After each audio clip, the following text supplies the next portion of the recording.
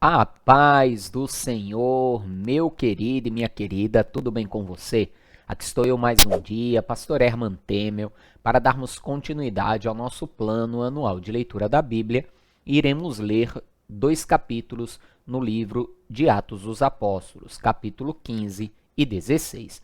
São capítulos importantes, pois falam sobre uma assembleia que houve e essa assembleia foi determinante para tomar decisões que diziam respeito à continuidade de questões doutrinárias na igreja cristã primitiva, coisas que são muito importantes para nós também, que buscamos viver debaixo da doutrina apostólica, doutrina deixada por Jesus para os apóstolos, doutrina essa que trouxe o nascimento da igreja.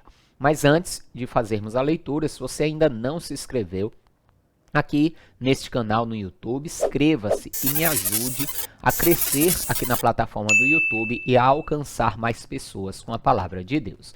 Me ajuda muito também se você compartilhar esse vídeo, você curti-lo e até mesmo deixar um comentário. Tudo isso dará engajamento ao vídeo e assim, volto a dizer, eu alcanço mais pessoas. Já aproveita, me segue também no Instagram. Estou sempre postando ali versículos para meditação. Amém? Você que recebeu o link deste vídeo e ainda não assistiu os vídeos anteriores, é bem importante que você assista desde o vídeo 1. Esse é um plano anual de leitura da Bíblia e assim você poderá em um ano, um vídeo por dia, ler comigo toda a palavra de Deus e ainda aprender mais, pois eu estou sempre fazendo comentários diante daquilo que nós vamos lendo aqui na palavra do Senhor. Para que você tenha acesso à playlist completa na descrição deste vídeo e aqui nos cards eu vou deixar o link, amém? Então agora vamos orar e vamos para a leitura de hoje. Feche seus olhos, curva a sua cabeça, é momento de oração. Senhor meu Deus e Pai Todo-Poderoso, é no nome santo e bendito do Teu amado Filho, Senhor Jesus, que mais um dia estamos aqui reunidos para ler a Tua Palavra, para que possamos crescer a cada dia no conhecimento de Ti, da Tua Palavra, da doutrina a qual devemos seguir e obedecer. Eu te peço, Deus, que haja a cada dia em nós o desejo de guardar a Tua Palavra, de praticá-la, e assim possamos ver prosperar o nosso caminho. Abençoe e te peço também a vida de cada um dos teus filhos e filhas que tem feito esse plano de leitura. Abençoe também a casa, o lar, a família dessa pessoa e que a tua bênção venha estar sobre eles. Em nome de Jesus. Amém. Amém, amados? Então vamos para a leitura de hoje.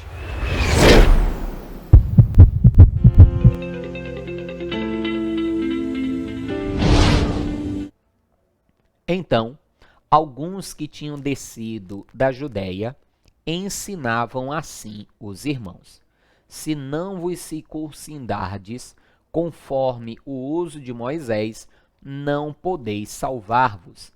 Veja, esse vai ser o grande embate. O povo gentil estava se convertendo a Cristo, vindo do paganismo para Cristo. E eles vão encontrar então os judeus que estavam vindo do judaísmo para Cristo.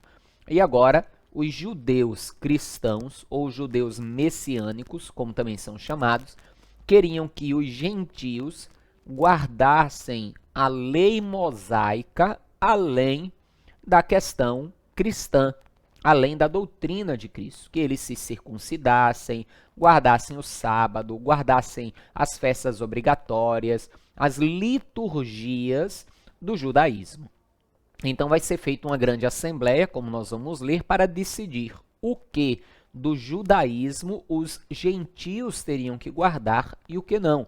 Isso é importante para nós, porque vai falar do que os cristãos deveriam guardar para que viessem então a viver a doutrina apostólica, a doutrina a qual o Espírito Santo deixou para ser guardado pela igreja. Então continue comigo. Tendo tido Paulo e Barnabé não pequena discussão e contenda contra eles, resolveu-se que Paulo e Barnabé e alguns outros dentre eles subissem a Jerusalém, aos apóstolos e aos anciãos sobre aquela questão. E eles, sendo acompanhados pela igreja, passaram pela Fenícia e por Samaria, contando a conversão dos gentios e davam grande alegria a todos os irmãos. E quando chegaram a Jerusalém, foram recebidos pela igreja e pelos apóstolos e anciãos, e lhes anunciaram quão grandes coisas Deus tinha feito com eles. Alguns, porém, da seita dos fariseus, que tinham crido, se levantaram dizendo que era mister circuncidá-los e mandar-lhes que guardassem a lei de Moisés. Congregaram-se, pois, os apóstolos e os anciãos para considerar este assunto. E, havendo grande contenda, levantou-se Pedro e disse-lhes: Homens e irmãos, bem sabeis que já há muito tempo Deus me elegeu dentre nós, para que os gentios ouvissem da minha boca a palavra do evangelho e crescem. Do que Pedro está falando? Justamente do caso de Cornélio, que Deus mostrou a ele que ele deveria pregar para os gentios também, para que os gentios também crescem e se convertessem. Continue. E Deus, que conhece os corações, lhes deu testemunho, dando-lhes o Espírito Santo, assim como também a nós. E não fez diferença alguma entre eles e nós, purificando os seus corações pela fé. Agora, pois, por que tentais a Deus, pondo sobre a cerviz dos discípulos um jugo que nem nossos pais, nem nós podemos suportar? Ou seja, Pedro está dizendo, se eles foram recebidos por Deus desta forma, sem a circuncisão, sem nada disso, por que nós agora iríamos impor sobre eles estas coisas? Continue. Mas cremos que seremos salvos pela graça do Senhor Jesus Cristo, como eles também.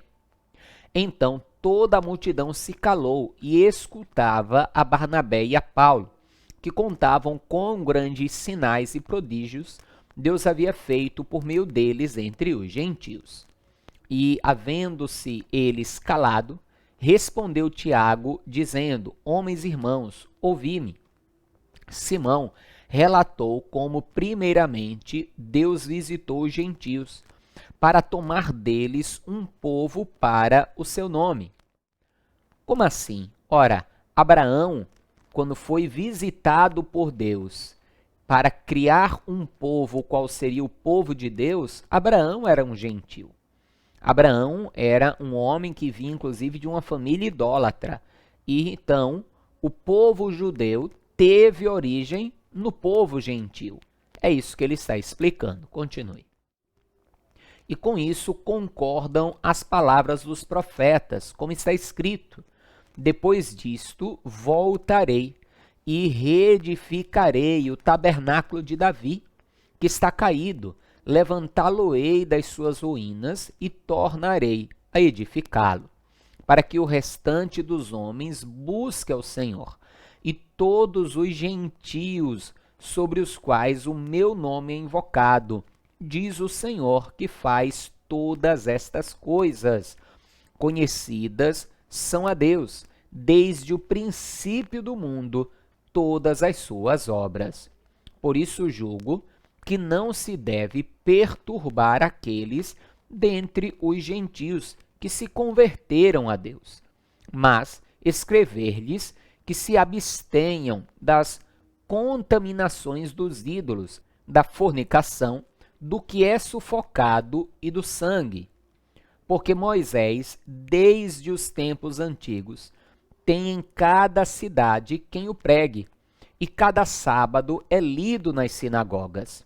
Então, pareceu bem aos apóstolos e aos anciãos, com toda a igreja, eleger homens dentre eles e enviá-los com Paulo e Barnabé a Antioquia, a saber, Judas, chamado Barsabás, e Silas, homens distintos entre os irmãos. E por intermédio deles escreveram o seguinte: os apóstolos e os anciãos e os irmãos, aos irmãos dentre os gentios que estão em Antioquia e Síria e Cilícia, saúde. Porquanto ouvimos que alguns que saíram dentre nós vos perturbam com palavras e transtornaram a vossa alma, dizendo que deveis circuncidar-vos e guardar a lei, não lhes tendo nós dado mandamento. Pareceu-nos bem, reunidos concordemente, eleger alguns homens e enviá-los a vós, com os nossos amados Barnabé e Paulo, homens que já expuseram as suas vidas pelo nome do nosso Senhor Jesus Cristo. Enviamos, portanto, Judas e Silas, os quais, por palavra, vos anunciarão também as mesmas coisas. Na verdade, pareceu bem ao Espírito Santo e a nós não vos impor mais encargo algum, senão estas coisas necessárias. Ou seja, eles não teriam que guardar nada do judaísmo, a não ser algumas coisas necessárias. E quais seriam? Volte comigo. Que vos abstenhais das coisas sacrificadas aos ídolos, e do sangue, e da carne sufocada, e da fornicação, das quais coisas bem fazeis se vos guardardes, bem vos vá. Ou seja, primeiro ele diz aqui, das coisas sacrificadas aos ídolos. Ou seja, se você sabe que é um alimento, uma comida, algo que foi sacrificado a um ídolo, consagrado a um ídolo, você deve se abster e não comer aquilo.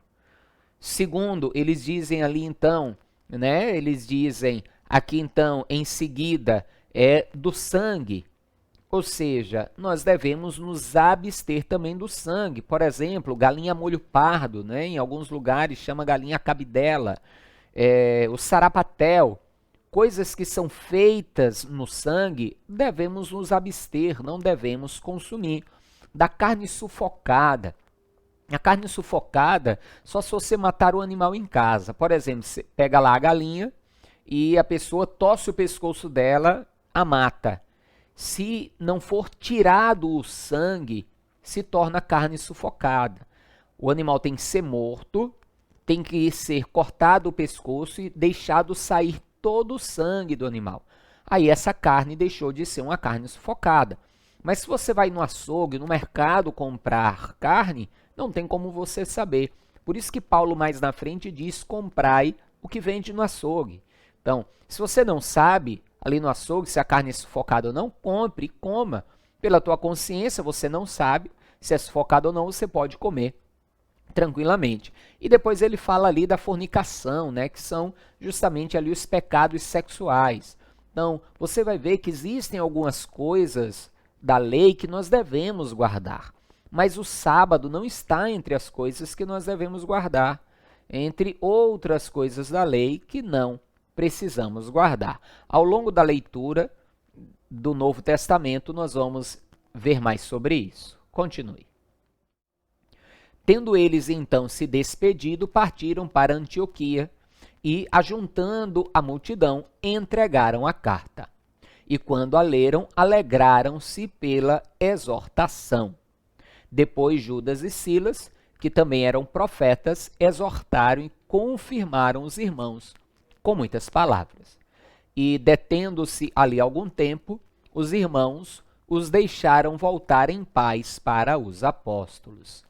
Mas pareceu bem a Silas ficar ali, e Paulo e Barnabé ficaram em Antioquia, ensinando e pregando com muitos outros a palavra do Senhor.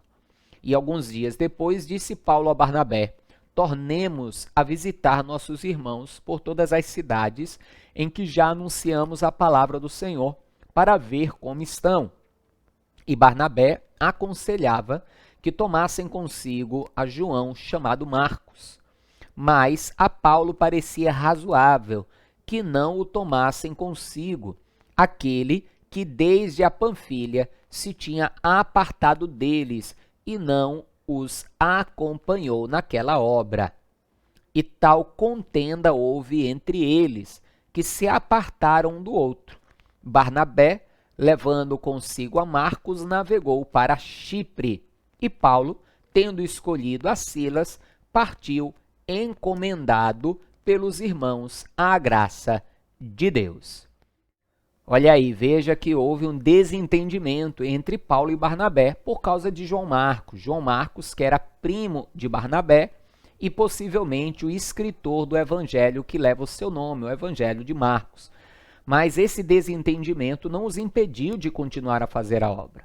Barnabé foi por um lado com Marcos, Paulo foi para o outro com Silas, e lá na frente nós vamos ver que eles vão se unir novamente para fazerem a obra juntos. E o próprio Paulo vai admitir que Marcos será alguém muito importante para ele, alguém que lhe será muito útil. Então, é normal que na caminhada da obra de Deus possamos ter pequenos desentendimentos com pessoas que fazem a obra também conosco. O que não podemos é fazer com que esses desentendimentos nos impeçam de cumprir o chamado, nos impeçam de cumprir a obra. Temos sempre que colocar o amor acima de tudo isso e buscar a reconciliação, como nós vamos ver mais na frente, que isso vai acontecer com Marcos, com Paulo e com Barnabé. Amém? Mas volte comigo para a leitura. E passando pela Síria e Cilícia, confirmando as igrejas. E chegou a Derbe e Listra, e eis que estava ali um certo discípulo por nome Timóteo, filho de uma judia que era crente, mas de pai grego, do qual davam bom testemunho os irmãos que estavam em Listra e em Icônio. Paulo quis que este fosse com ele, e tomando-o, o circuncidou por causa dos judeus que estavam naqueles lugares, porque todos sabiam que o seu pai era grego. E quando iam passando pelas cidades, lhes entregavam para serem observados os decretos que haviam sido estabelecidos pelos apóstolos e anciãos em Jerusalém. Veja que mesmo eles tendo decidido que não era necessário a circuncisão, Paulo achou por bem que Timóteo fosse circuncidado. Aquilo era para que eles tivessem uma abertura maior para com os judeus. Então, muitas vezes, nós vamos precisar fazer concessões e fazer coisas que até a Bíblia não nos obriga, para podermos ter um alcance maior do Evangelho. Às vezes, tem coisas que não é pecado, mas que nós deixamos de fazer para não gerar escândalo e para alcançar mais pessoas com a palavra de Deus. O que nós não podemos nunca é fazer aquilo que é errado ou pecar na desculpa de alcançar mais vidas, como infelizmente muitos fazem. Estão fazendo aí dos templos boates, trazendo coisas mundanas para dentro da igreja na desculpa de uma estratégia evangelística. A isso não dá. Continue. De sorte que as igrejas eram confirmadas na fé e cada dia cresciam em número. E passando pela Frígia e pela província da Galácia, foram impedidos pelo Espírito Santo de anunciar a palavra na Ásia. E quando chegaram a Mícia, intentavam ir para a Bitínia, mas o Espírito não lhe o permitiu. Veja que existia um propósito. Não era para eles irem para esses lugares, eles estão fazendo a obra totalmente focados na orientação do Espírito Santo, guiados pelo Espírito Santo. Eu tenho inclusive uma mensagem que eu prego sobre isso, se eu achar, eu coloco no final para você poder assistir. Continue. E tendo passado por Mícia, desceram a Troade. E Paulo teve de noite uma visão, em que se apresentou um homem da Macedônia e lhe rogou, dizendo: passa a Macedônia e ajuda-nos. E logo depois desta visão, procuramos partir para a Macedônia, concluindo que o Senhor nos chamava para lhes anunciar o Evangelho. E navegando de Troade, fomos correndo em caminho direito para a Samatrácia, e no dia seguinte para Neápolis, e dali para Filipos, que é a primeira cidade desta parte da Mesopotâmia, e em uma colônia. E estivemos alguns dias nessa cidade. E no dia de sábado, saímos fora das portas para a beira do rio, onde se costumava fazer orações, e assentando-nos, falamos às mulheres que ali se ajuntaram. E uma certa mulher chamada Lídia, vendedora de púrpura da cidade de Tiatira, e que servia a Deus, nos ouvia, e o Senhor lhe abriu o coração para que estivesse atenta ao que Paulo dizia. E depois que foi batizada, ela e a sua casa nos rogou, dizendo: se haveis julgado que eu seja fiel ao Senhor, entrai em minha casa e ficai ali. E nos constrangeu a isso. Veja que ela era da cidade de Tiatira. Lá em Apocalipse nós vamos ler uma carta à igreja de Tiatira. Continue. E aconteceu que, indo nós à oração, nos saiu ao encontro uma jovem que tinha espírito de adivinhação, a qual, adivinhando, dava grande lucro aos seus senhores. Esta, seguindo a Paulo e a nós, clamava, dizendo: estes homens que nos anunciam o caminho da salvação são servos do Deus Altíssimo. Veja que a mulher estava falando uma verdade, aparentemente exaltando os apóstolos, mas ela tinha um espírito imundo. Na verdade, eu creio que ela estava denunciando no mundo espiritual quem aqueles homens eram para os outros espíritos que estavam naquela região. Esse é um pensamento meu, tá? Mas continue a leitura, porque Paulo vai entender que havia algo errado com aquela mulher e vai tomar uma atitude. Continue. Isto fez ela por muitos dias, mas Paulo, perturbado, voltou-se e disse ao espírito: em nome de Jesus Cristo, te mando que saias dela. E na mesma hora saiu. E vendo os seus senhores que a esperança do seu lucro estava perdida, prenderam Paulo e Silas e os levaram à praça à presença dos magistrados. E, apresentando-os aos magistrados, disseram: esses homens, sendo judeus, perturbaram a nossa cidade e nos expõem costumes que não nos é lícito receber nem praticar, visto que somos romanos. E a multidão se levantou unida contra eles, e os magistrados, rasgando-lhes as vestes, mandaram açoitá-los com varas. E, havendo-lhes dado muitos açoites, os lançaram na prisão, mandando ao carcereiro que os guardasse com segurança, o qual, tendo recebido tal ordem, os lançou no cárcere interior e lhes segurou os pés no tronco. E perto da meia-noite, Paulo e Silas oravam e cantavam hinos a Deus, e os outros presos os escutavam. E de repente sobreveio um tão grande terremoto que os alicerces do cárcere se moveram, e logo se abriram todas as portas e foram soltas as prisões de todos. E acordando o carcereiro, e vendo abertas as portas da prisão, tirou a espada e quis matar-se, cuidando que os presos já tinham fugido. Veja, talvez você estranhe, poxa, como que ele estava dormindo? Ele dormia na prisão? Na verdade, o lugar do cárcere, a casa do carcereiro normalmente era no mesmo lugar. E ele quis se matar porque ele pensou que, estando as portas abertas, todos teriam fugido e ele seria então condenado à morte e talvez até a sua família viesse a sofrer alguma coisa. Por isso ele intentou tirar a própria vida. Mas continue, porque na verdade esse era o homem que de certa forma apareceu em visão para Paulo. Lembre que ele apareceu e apareceu um homem para Paulo em visão e ele entendeu que deveria descer para aquele lugar. Veja, Paulo estava pregando, Paulo estava orando, indo à oração quando aquela menina surgiu. E alguém pode dizer, poxa, ele estava fazendo a obra e Deus permitiu que ele fosse preso. Lógico, havia um propósito. Paulo precisava ser preso para poder pregar para esse homem que era carcereiro e que habitava no cárcere. Se Paulo não fosse preso, como levaria a palavra e o evangelho para aquele homem?